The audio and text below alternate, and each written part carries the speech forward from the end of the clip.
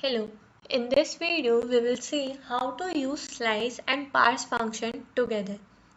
So the most common use case for this is whenever a user is asked to enter their phone number, they always enter it in different formats.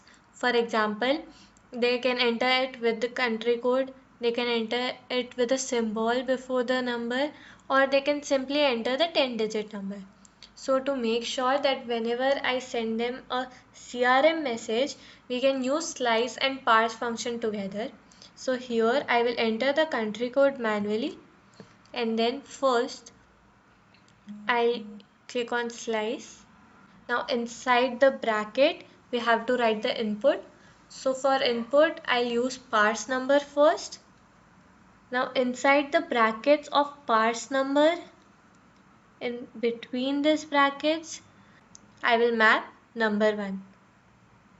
And next, after the semicolon, I will simply write -10 so that after the number is parsed, slice function will slice the last 10 digits of the number we have. Delete the last semicolon and then click on run and save.